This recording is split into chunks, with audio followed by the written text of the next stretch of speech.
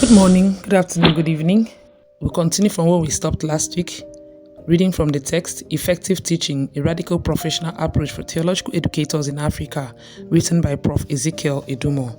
We shall be considering Section 1 today, and we'll be covering 2 chapters under this section. Section 1, Foundational Frameworks for Theological Teaching in Africa. Chapter 1, The Call to Teach, a Theological Imperative. Subheading 1, Teaching as Ministry. Teaching in the theological context is far more than the transmission of knowledge. It is a sacred ministry. The role of a theological educator is inherently spiritual, deeply rooted in the mission of God. According to Palmer, 1998, good teaching cannot be reduced to technique. Good teaching comes from the identity and integrity of the teacher.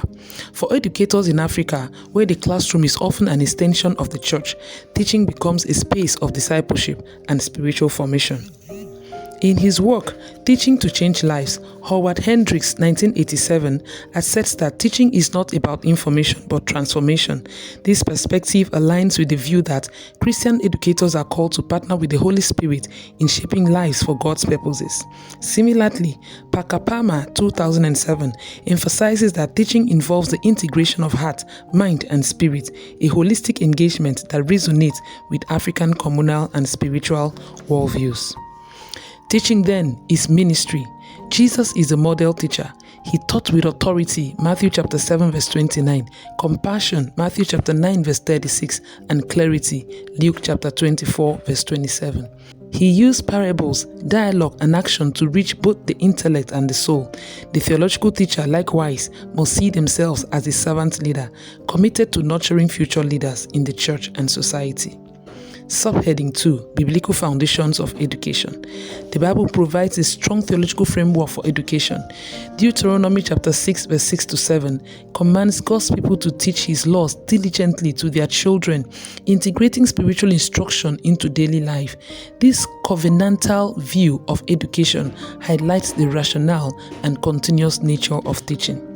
Proverbs chapter 22 verse 6 encourages parents and by extension educators to train up a child in the way he should go. Paul, in his pastoral epistles, especially 2 Timothy chapter 2 verse 2, outlines a generational model of theological teaching, and the things you have heard me say, entrust to reliable people who will also be qualified to teach others. This vision of multi-generational faith transmission is foundational to theological education in Africa. As Mbiti 1970 notes, African life is inherently religious, and religious leaders, including educators, bear the responsibility of forming both belief and behavior.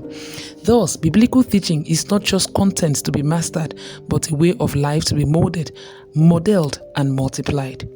Furthermore, the ministry of Jesus affirms the critical place of teaching. He taught in synagogues, on hillsides, and in homes. The Sermon on the Mount, Matthew chapter 5 down to chapter 7, remains a masterclass in ethical and theological instruction. His final commission to his disciples included a command to teach, teaching them to obey everything I have commanded you. Matthew chapter 28 verse 20. Subsection 3, African Contextual Challenges and Opportunities. While the call to teach is universal, the African theological educator navigates a landscape shaped by unique socio-cultural, economic, and institutional realities. 1. Resource limitations. Many African theological institutions operate under conditions of scarcity. Libraries are underfunded, access to digital resources is uneven, and faculty workloads are often excessive. Yet, as Tionor 1990 argues, these limitations can catalyze innovation. African educators have historically drawn